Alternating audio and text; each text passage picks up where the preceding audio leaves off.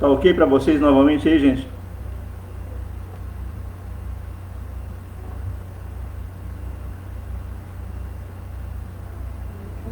Alex, obrigado.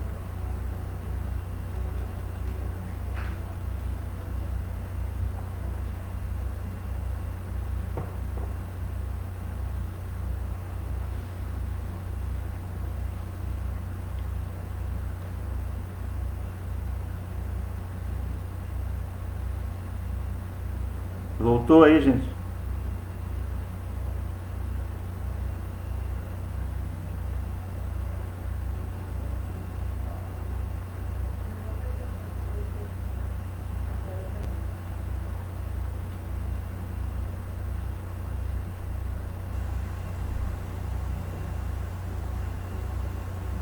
Coloque no grupo, por favor, no grupo da classe, ver se voltou normal aí.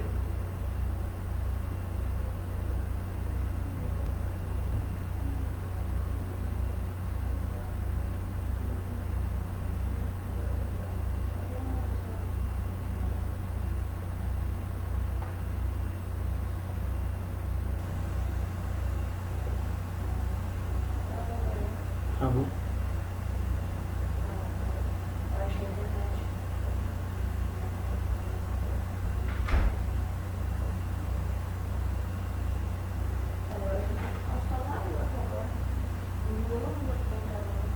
É, né?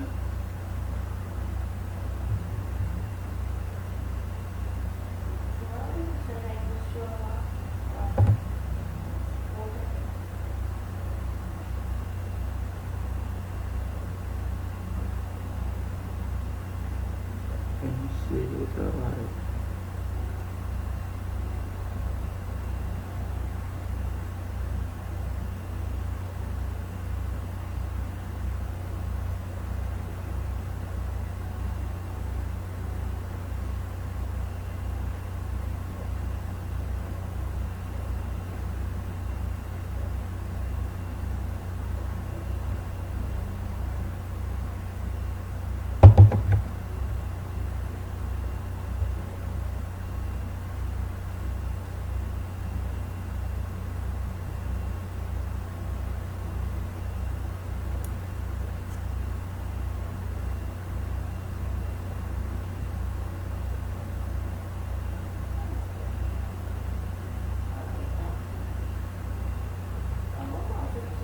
Ah, é porque faltou o link, Letícia. Então, é porque faltou realmente o link dessa outra live. Então passa, por favor, se tem como colocar o link no grupo lá. Quer dizer, já vai ser colocado aqui.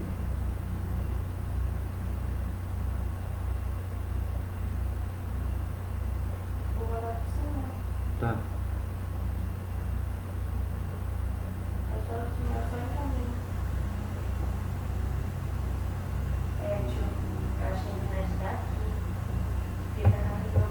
É.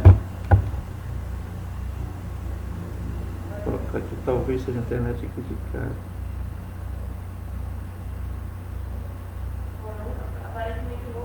Talvez seja a internet aqui.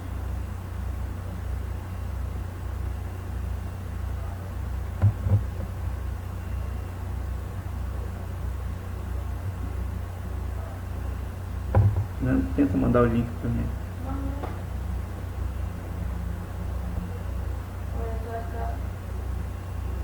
E acho que já vai dar coisa.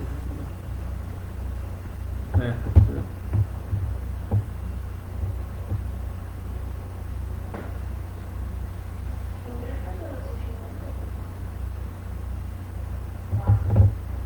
não, a Adileuza estava no lado, estava sendo voltava, o Cleudo estava.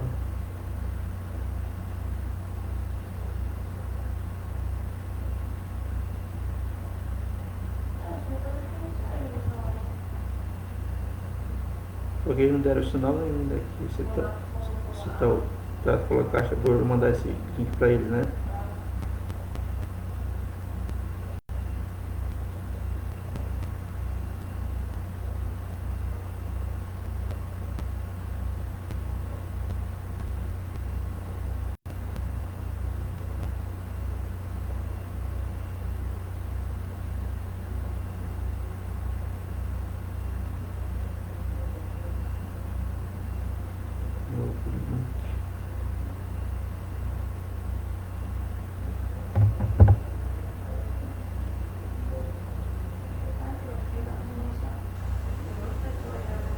Eu mandei aqui o meu link, vamos ver se eles vão dar o ok aqui.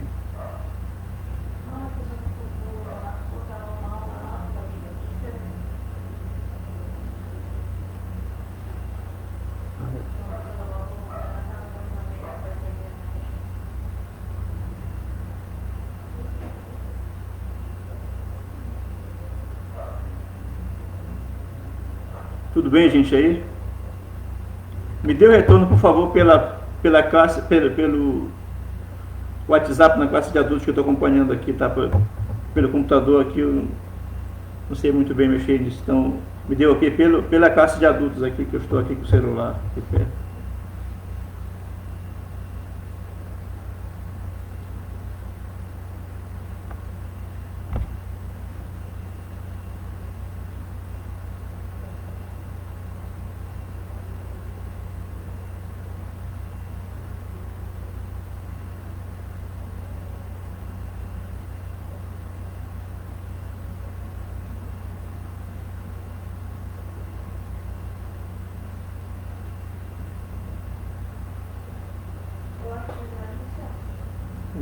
Para Miriam colocou que está ao vivo.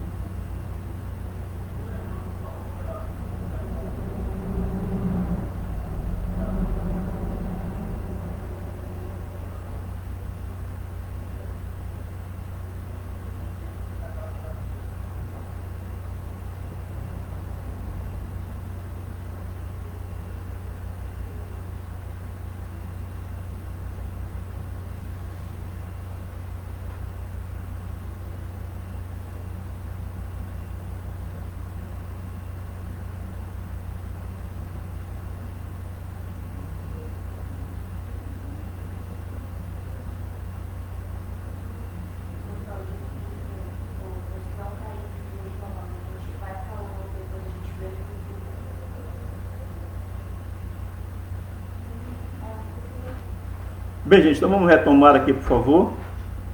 Como já falei ainda há pouco no grupo do WhatsApp aqui, se falhar novamente, se cair de repente, a gente vai ter que parar, infelizmente, né? Vamos ver depois uma outra forma da gente retomar aí, tá bom? Alguns já estão colocando aqui que está normal, voltou ao normal, apenas o Sandoval está colocando que está travando aqui, mas vamos continuar, depois vocês vão ter oportunidade de ver, se for o caso, pelo YouTube, se a gente continuar esse vídeo até o final. Tá? Eu já vou começar na segunda reflexão. Infelizmente, a primeira reflexão já está no vídeo anterior.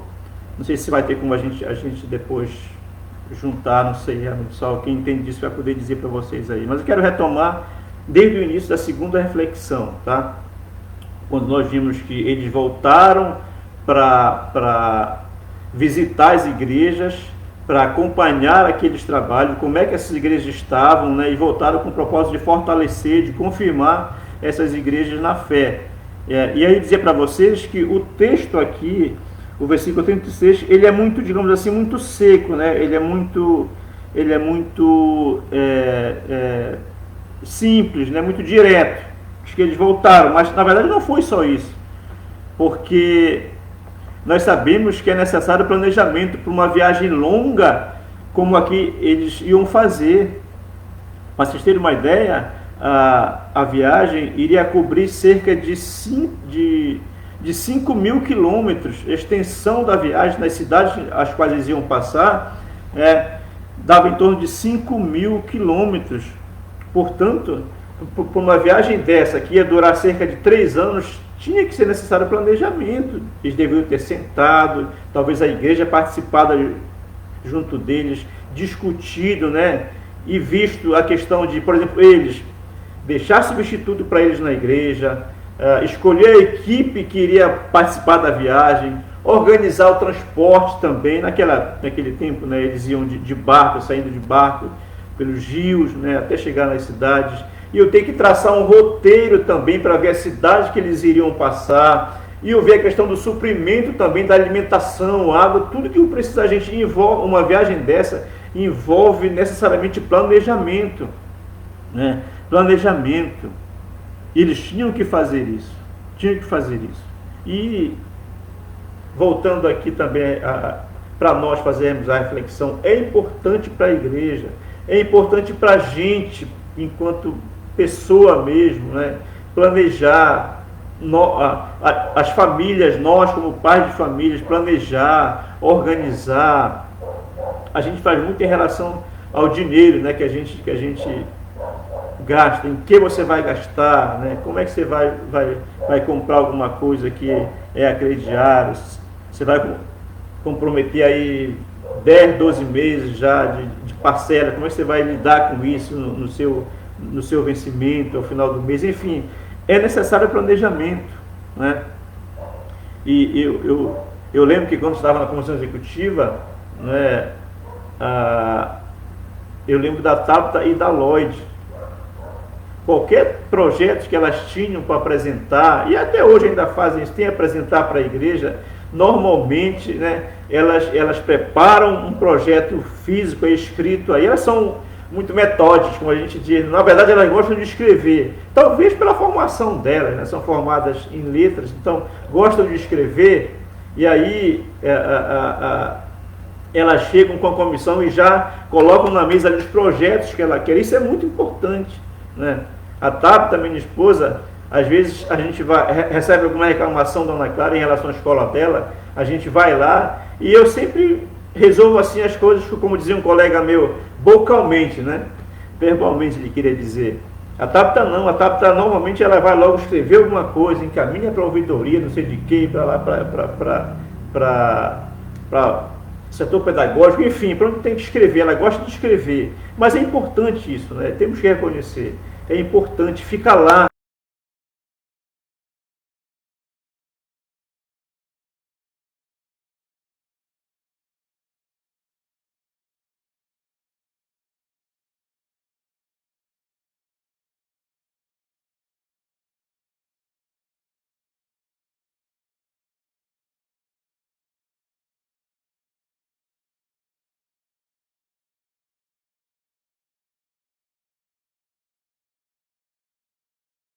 Para aquele que queria ser discípulo dele, né, ia ter que pagar. Ele disse, qual de vocês, se quiser construir uma torre, né, primeiro não se assenta e calcula o preço, para ver se tem dinheiro suficiente para completá-la, para completar aquela torre.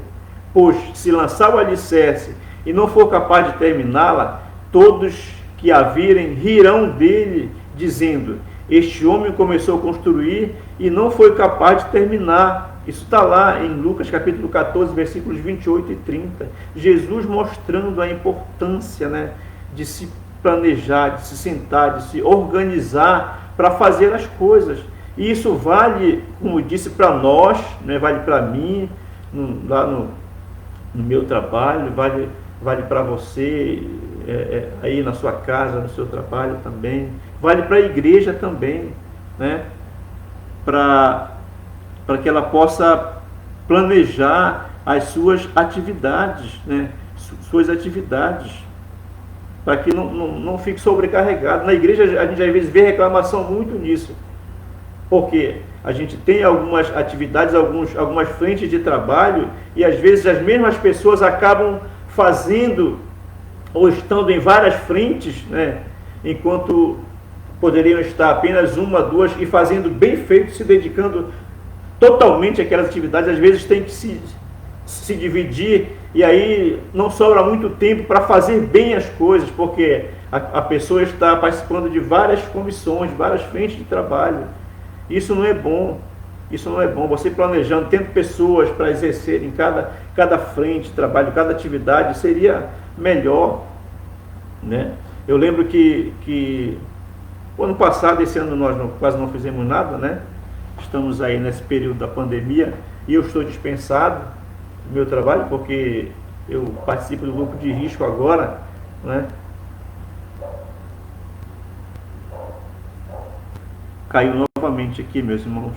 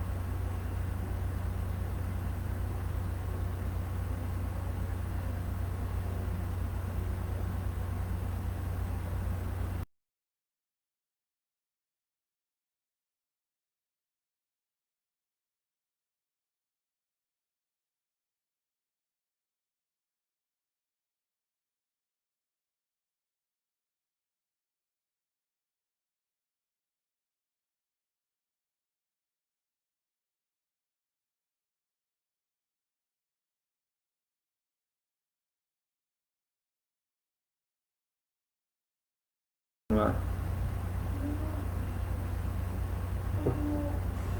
Demora a chegar.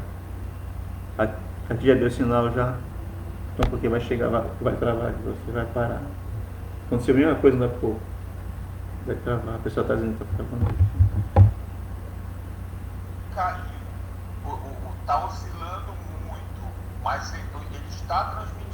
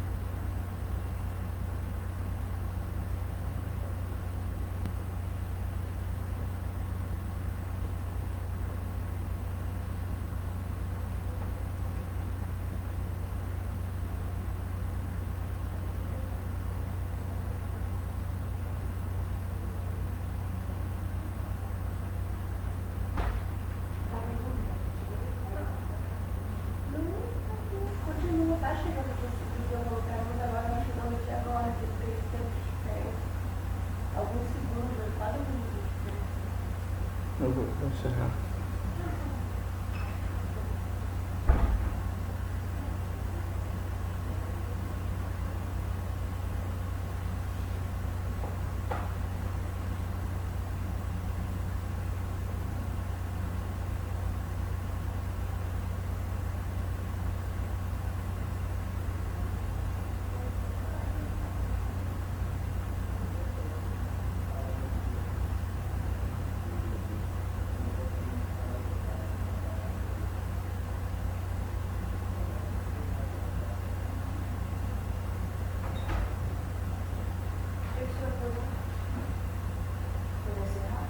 Estou pensando, na verdade.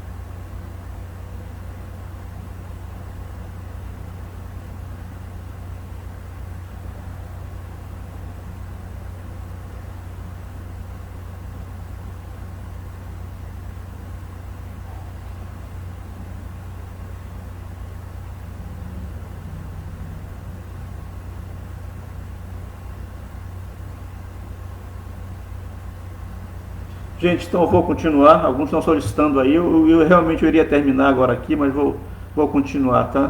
Para aqueles que estão podendo assistir, vamos ver como é que vai sair, tá bom? Vou continuar aqui. Então, como eu ia dizendo a vocês, o próprio Jesus, né, ele falou isso para aquelas pessoas, para os seus discípulos, né, dizendo do preço que eles iam ter que pagar para ser discípulo. Falou do planejamento, como é necessário, né? Necessário. Eu li o texto para vocês, Lucas 14, capítulo 28 a 30, né? Jesus exortou. E como eu ia dizendo então, às vezes a gente, na própria igreja, sobrecarrega, tem alguns trabalhos, que a gente tem vários trabalhos, e acaba que alguns trabalhos ficam sobrecarregados por conta de falta de pessoas mesmo, né? Falta de irmãos para ajudarem nos trabalhos.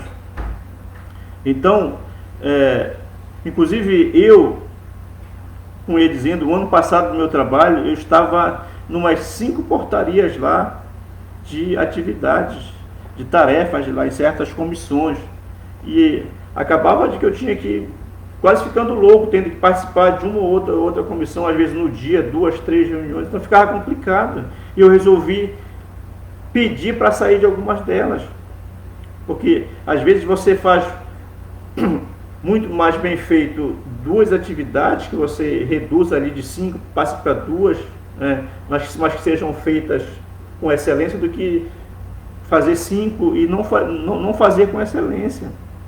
Então, é necessário que você faça também isso, né? Sabe que nós temos uma equipe de apoio do Maruanu. A igreja tem uma equipe que faz o trabalho lá, e a gente até que pensa em estender o trabalho no Maruanu, né? São muitas comunidades, parece que são 16 comunidades no Maruanu. Nós assistimos apenas 4 comunidades, né? Assistimos 4 comunidades. Alguns irmãos já pediram para a gente, por exemplo, ir fazer um trabalho na vila, mas não dá, irmãos, não dá realmente. A gente até acha, em análise que a gente tem feito aí algumas avaliações de trabalhos, que a gente quer até talvez diminuir e assim, intensificar o trabalho numa ou 2 comunidades lá. Imagine você ter que abraçar mais 1 ou 2 comunidades, como alguns irmãos até querem isso. Não. Acontece às vezes com a gente abraça muita coisa e acaba não dando conta de fazer. Então, que a gente se planeje em fazer 2 ou 3 atividades. Isso vale para a igreja também, né? Que fica às vezes abrindo alguns trabalhos, ou sei lá, algumas atividades aí, às vezes não faz bem feito por conta de que falta gente. A gente barra nesse problema aí, de falta de pessoas para ajudarem. Enquanto poucos trabalham muito,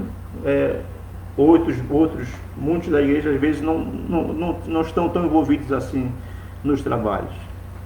Então essa reflexão também é importante do planejamento, para a gente pensar nisso também, ok? Então, o capítulo 16, versículo 1, diz que eles chegaram a Derbe e a Listra, né? Derbe e a Listra. Se você for lembrar da lição da primeira viagem missionária, nós vamos ver que Paulo, ele esteve lá com Barnabé em Listra também, né? Esteve lá. Foi nessa cidade de Listra onde quiseram oferecer sacrifícios a Paulo e Barnabé. Lembram disso? Quando Paulo curou aquele paralítico lá de nascença, eles disseram lá, olha, os deuses ficaram tão admirados assim, né, assustados com os milagres que os apóstolos faziam ali. E eles disseram, os deuses em forma de homens baixaram até nós, diz o texto lá, não lembro, acho que é capítulo 13, me parece lá. Os deuses em forma de homens baixaram até nós. E diz lá que a Barnabé eles chamaram de Júpiter e a Paulo Mercúrio. Paulo Mercúrio foi lá nessa cidade. E Paulo, claro, né? Claro que eles rechaçaram isso e disseram, não façam isso, não, rasgaram as suas vestes, não façam isso não, nós somos homens igual a vocês, dignos de adoração, só Deus, só o Deus verdadeiro. E disseram lá isso. Então, é esta cidade que Paulo está passando aqui novamente, e agora ele vai recrutar uma pessoa, um discípulo que é muito conhecido nosso, né? Muito conhecido nosso, que é Timóteo, né? Timóteo era um jovem, talvez tinha lá seus 16, 17, 18 anos, né? Como a gente imagina. Mas ele era um bom discípulo. Talvez Timóteo, ele fosse discípulo de Paulo desde a primeira viagem missionária, quando Paulo chegou lá com Barnabé, chegou na sua casa lá, e a sua mãe, a sua avó, né, elas também se converteram lá nessa viagem missionária, pelo que tudo indica. E aí, claro, elas também ensinaram Timóteo. E certamente, talvez aqui, ele já fosse mais amadurecido. Diz lá o texto que as pessoas dali da cidade davam bom testemunho de Timóteo. Que bom a gente ouvir isso, né? Em relação a um jovem. Como é bom quando a gente ouve um elogio. Puxa, aquele jovem da tua igreja, olha, é um jovem maravilhoso, um jovem que sabe se comportar, sabe falar, né? Os gestos dele são assim, muito importantes. Que bom quando a gente ouve disso. Timóteo, então, tinha uma boa reputação. Mas eu digo o seguinte, pela sua maturidade espiritual, pelo seu crescimento espiritual, pelo seu desenvolvimento, desde a primeira viagem missionária, né, Timóteo tinha também um bom caráter, além de uma boa reputação, como já dissemos, como nós sabemos, a reputação, né, aquele bom testemunho que ele tinha, eram as pessoas que viam nele. Mas caráter, gente, nem sempre as pessoas veem. Caráter Deus vê, porque caráter está ligado ao coração, ao pensamento, né? A sentimento até. E isso só Deus conhece, só Deus te conhece. Timóteo, pelo que tudo indica, era um jovem de um bom caráter também. É jovem de um bom caráter. Já estava certamente mais amadurecido. Em 1 Timóteo capítulo 1, versículo 2, Paulo ele apresenta Timóteo como seu verdadeiro filho na fé. E em 2 Timóteo capítulo 1, versículo 2 também, como filho amado na fé, né? Então, pelo que nós lemos aqui, Timóteo realmente foi alguém convertido no ministério de Paulo. Porque ele diz, verdadeiro filho na fé e amado filho na fé. Esse jovem aqui, ele era judeu, filho de mãe judia e pai grego, né? Mas ele era judeu porque na cultura judaica, a mãe é que trazia a descendência, né? Só um minutinho aqui.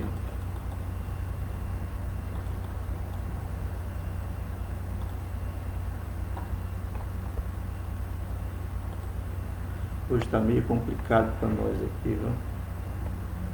Então, como eu falei, Timóteo era judeu porque a mãe é que trazia a descendência, não é?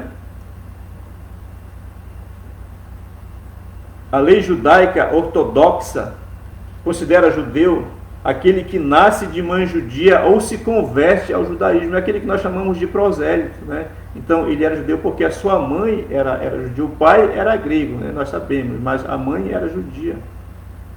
Mas tem aqui um fato interessante, Timóteo não era circuncidado, talvez porque o próprio pai, né, não aceitasse isso, o pai fosse contra, não tinha concordado, porque lembre-se que ele não era judeu, né? Ele era grego, talvez não concordasse. Mas Paulo tinha que tomar uma posição, porque Timóteo iria fazer parte da sua viagem, né? Iria ser um companheiro de viagem, iria ajudá-los também na propagação do evangelho. Então ele tinha que tomar uma decisão prática, circuncidar Timóteo. Tinha que circuncidar Timóteo, né? Mesmo sabendo que a circuncisão não salvaria ninguém, né? Ele vai dizer isso em Gálatas capítulo 6, versículo 15. Ele diz assim: pois nem a circuncisão é coisa alguma, nem a incircuncisão, mas o ser nova criatura. Gálatas 6, 15. Paulo sabia disso. Aí, porque alguns podem perguntar, mas por que circuncidar se ele mesmo ele estava nessa viagem também levando a carta com a decisão dos irmãos? Você lê o texto durante a semana, né?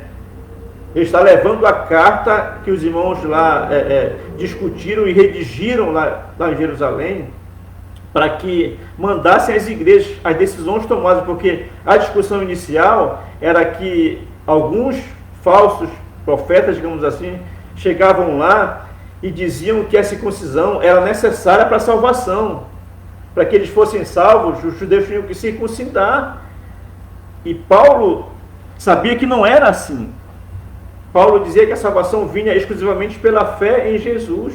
Era pela graça de Jesus, pela fé em Jesus. Então, e aí eles foram lá, reuniram e decidiram na decisão deles, redigir uma carta e mandar às igrejas lá pelas quais eles tinham trabalhado, para as quais eles tinham ido também revisitar agora. E aí eles mandam a carta lá. E Paulo levava a carta e sabia disso, que a circuncisão não era necessária. Mas por que então ele levava a carta, né? Para que Timóteo não fosse rejeitado onde ele chegasse, nas cidades onde eles chegariam, sabendo que ele não era circuncidado. Isso poderia causar problema, isso poderia atrapalhar o ministério de evangelização deles. E aí por isso que eles vão circuncidar Timóteo. John Stott diz o seguinte: o que era desnecessário para ser aceito por Deus era recomendado para ser aceito pelos judeus. Então, a circuncisão era uma medida de prudência, de cautela, de cuidado, digamos assim, até de sabedoria deles. Porque ser um bom judeu, né, era importante para não criar uma barreira, como falei, na pregação do Evangelho, no ministério de evangelização.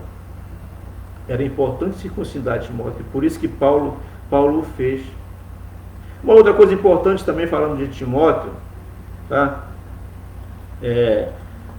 No contexto de missões, irmãos, nós sabemos disso, a família e a igreja são importantes, né, para o reino de Deus.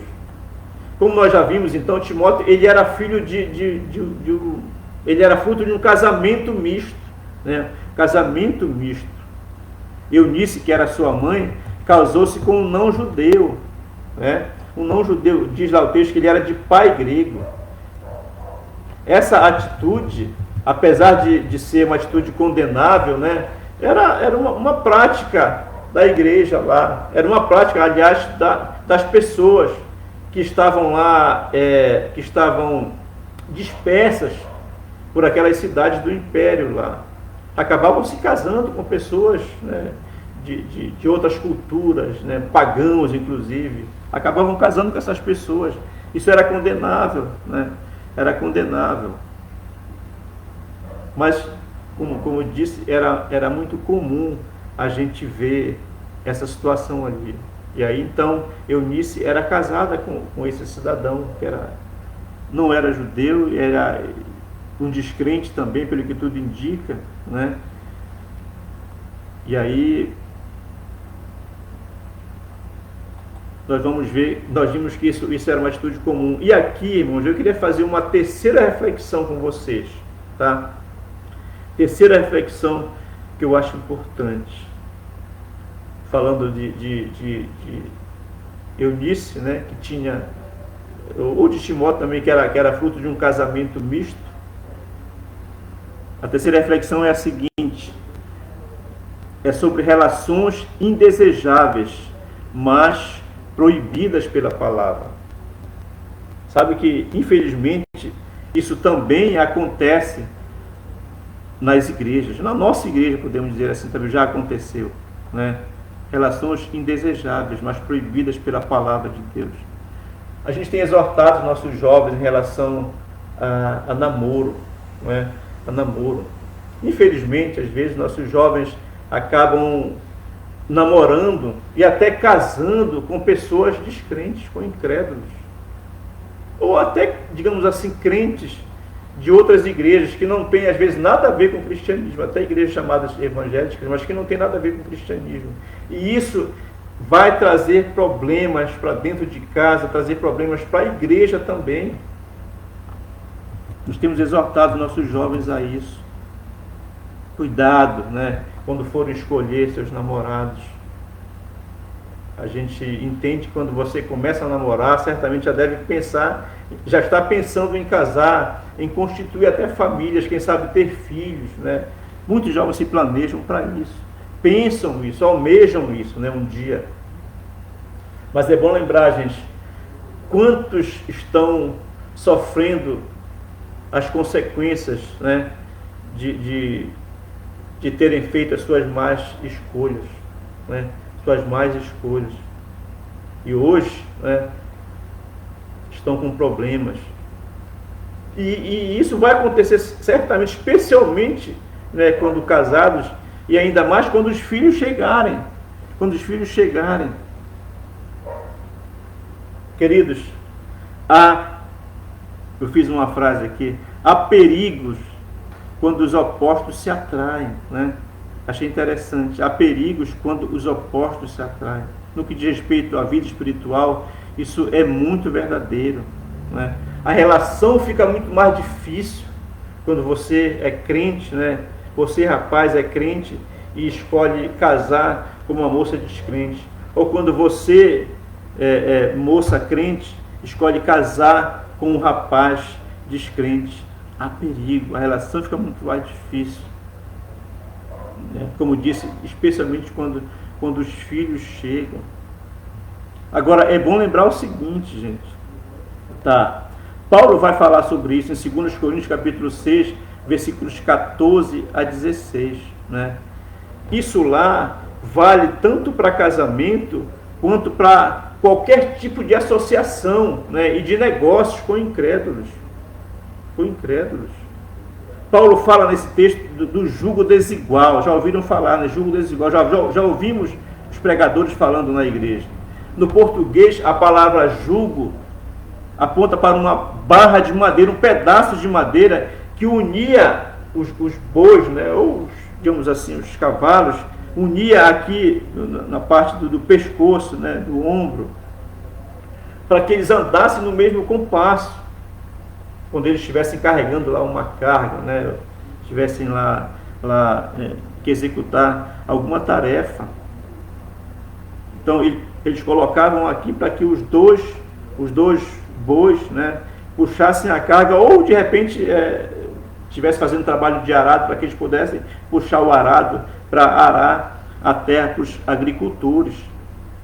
Então, jugo é o seguinte, é quando digamos assim, um boi era mais alto que o outro, ou um boi, digamos assim, mais fraco do que o outro, né? Aí eles não podiam executar a tarefa que estava diante deles, porque em vez de trabalharem juntos, eles estariam em desacordo um com o outro. Estariam em desacordo um com o outro. Isso que é jugo desigual. Paulo diz, não pode haver comunhão. Nós vemos lá no texto, não vou ler o texto, vocês conhecem, mas não pode haver comunhão, né, entre o crente e o incrédulo. Deus já proíbe isso na sua palavra, né?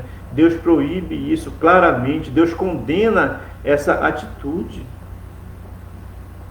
É por isso que quando você resolve desobedecer a Deus, você que é jovem, né, resolve desobedecer a Deus, vai arrumar problema para a sua vida, com certeza. Com certeza. Não queiram correr esse risco, gente. Às vezes quando a gente está falando disso, mas a vida do fulano de tal deu certo, a fulana casou, para querer arrumar uma desculpa para namorar com um descrente, o jovem ou a jovem diz, mas fulano de tal namorou e casou e está aí. Gente, eu não gostaria de correr esse risco, sinceramente, porque quando você me aponta um caso que deu certo, eu conheço 10 casos que não deram certo. Às vezes, inclusive, alguns na própria igreja onde nós estamos nos congregando. Deus já determinou isso. Deus já condenou essa prática. Deus condenou, gente. E o que acontece muitas vezes é que a gente pensa que a gente pode dar o nosso jeitinho. Não, mas a gente pode dar o jeitinho. Ele vai se converter ou ela vai se converter. Às vezes, pela graça de Deus, isso acontece. Pela misericórdia de Deus. Deus também é misericordioso. Mas não queiram correr esse risco, gente. Talvez você, mãe, você, pai que está me assistindo agora, você possa concordar com isso que eu estou dizendo, né? Quanto peso você tem carregado, você, pai, você, mãe, sozinho, tendo que criar, tendo que educar os seus filhos nos caminhos do Senhor. A carga pode estar sendo pesada demais, e você pode dizer isso, né? Pode estar sendo pesada demais. No caso de Timóteo, graças a Deus, né, que ele foi um bom jovem, mesmo não tendo seu pai presente. Então, aos olhos do mundo, Timóteo não tinha como ir muito longe no ministério, né? Se você for ler a história de Timóteo, você vai chegar possivelmente a essa conclusão. Não podia dar certo o caso de Timóteo. Por quê? Ele era muito jovem, a gente reclama da juventude, né? Inexperiente, né? Às vezes não consegue pensar muita coisa, né? Não pensa muito antes de refletir, faz as coisas que vêm na cabeça. Então tinha a juventude contra ele. Ele era tímido também. Você vai ver, está em 2 Timóteo capítulo 1, versículos 6 a 10. Tinha timidez contra ele. Ele era, digamos assim, ele tinha a saúde também debilitada. 2 Timóteo, 1 Timóteo capítulo 1, capítulo 5, versículo 23. 1 Timóteo 5, 23. Ele tinha a saúde debilitada também. Não tinha um pai, digamos assim, presente, um pai que o ajudasse na vida espiritual dele. O pai era judeu, o pai não era crente. Então, ele tinha tudo isso contra ele. E volto a dizer aqui, em primeira instância, gente, a responsabilidade é da família, né? É da família, não é da escola, não é da igreja, né? É da família, é dos pais, especialmente na figura do pai. Mas se esse não estiver presente, como era o caso lá de Timóteo, é a mãe que é responsável por isso. Infelizmente, a mãe vai ter que carregar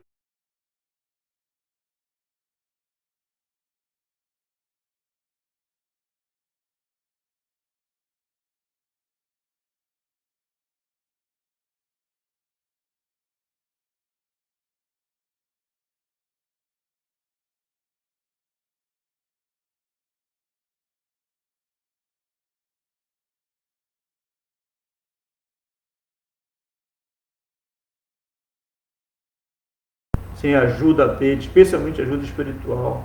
Mas graças a Deus, graças à bondade de Deus, à misericórdia de Deus, né?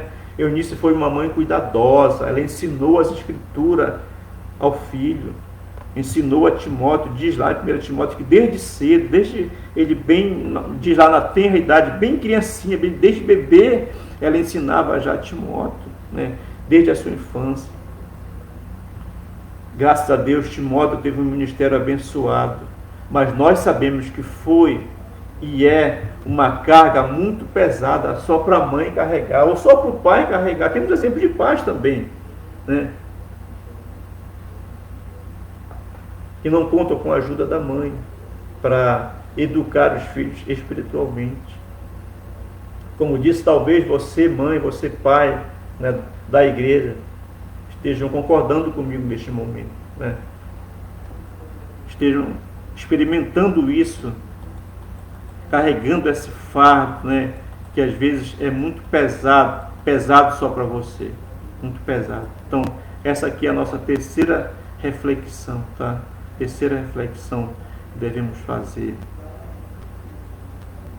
Vou voltar aqui. Terceira reflexão: relações indesejáveis, mas relações desejáveis, mas proibidas pela palavra. Proibida pela palavra. Então, gente, vamos continuar, voltando aqui de novo a viagem lá. Paulo e sua equipe estavam avançando, né, com o Evangelho. Claro, no poder do Espírito Santo, como já falamos, ele foi o grande protagonista. O Espírito Santo estava orientando, estava indo à frente da pregação do Evangelho. E aqui já vamos então começar a nossa lição. Eles estavam chegando à Europa. Atos capítulo 16, versículo 6, segundo o nosso autor da lição, o pastor José Humberto, diz que aqui no versículo 6 marca o início da segunda viagem missionária. Eu penso aqui, irmãos, que há um pequeno equívoco aqui, não sei se vocês vão concordar comigo, né? Dizendo que apenas aqui começa início da segunda viagem missionária. Eu penso que a segunda viagem começa no início do capítulo 15, versículo 36, né? Ou seja, que o início dela é no capítulo 15, versículo 36, quando diz: alguns dias depois, disse Paulo a Barnabé: voltemos agora para visitar os irmãos por todas as cidades nas quais a palavra do Senhor nas quais anunciamos a palavra do Senhor para ver como passam. Para mim, inicia aqui, no planejamento, né, na organização da viagem. Mas se você não quer entender que começa aqui, né, de fato, ela pode começar e vai começar no versículo 39. 39 diz assim: houve entre eles tal desavença que vieram a separar-se, no caso lá de Paulo e Barnabé. Então Barnabé, levando consigo a Marcos, navegou para Chipre. Já começou a viagem, né? Enquanto Paulo, tendo escolhido Silas, partiu encomendado pelos...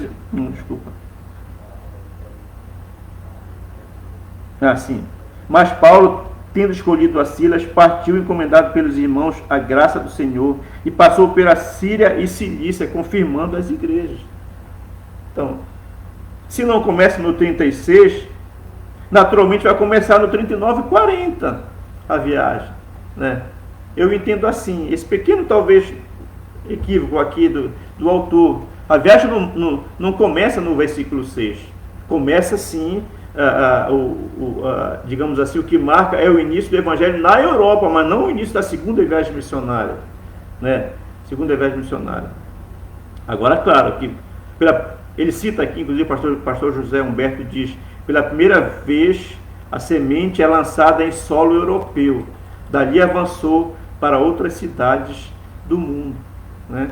Ele diz: 3 estratégicas províncias romanas foram alcançadas e suas principais cidades receberam epístolas do apóstolo Paulo. São elas: Tessalônica, que recebeu a carta aos Tessalonicenses; Corinto, que recebeu as cartas aos Coríntios; e Éfeso, que recebeu a carta aos Efésios, né?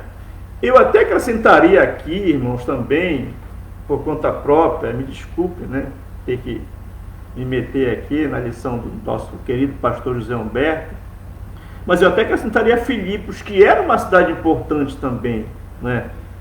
Era uma cidade importante lá, apesar de ser uma colônia, mas nós vamos ver mais na frente, quando chegarmos lá, a importância de Filipos. Ela recebeu uma carta também, né? A carta aos filipenses, né? Eu talvez fizesse também esse acréscimo aqui: Tessalônica, Corinto, Éfeso e Filipos também, que foi uma cidade importante. Bem, já são 10h52. Eu acho que a gente vai parar por aqui, meus queridos. Eu disse que eu não iria avançar muito hoje, até porque eu estou com um problema de saúde. Eu não posso ficar muito tempo sentado. Já estou há algum tempo aqui. Mas vou encerrar por aqui, agradecendo a Deus, agradecendo a vocês. E a gente vai continuar então essa nossa lição no próximo domingo. Já peço permissão ao professor Eliezer, tá?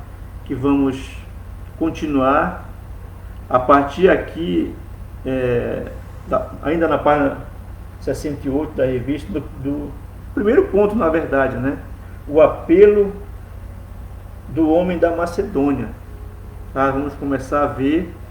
Fizemos basicamente só a introdução até agora, mas vamos ver aí a partir de domingo, ou no domingo que vem, na verdade, a nossa lição propriamente dita. Eu quis fazer aquela introdução lá, desde o versículo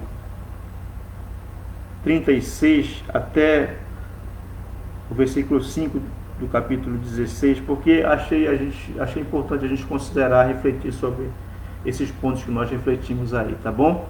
Então, domingo que vem, a gente vai entrar na lição propriamente dita. Obrigado a todos, vamos orar.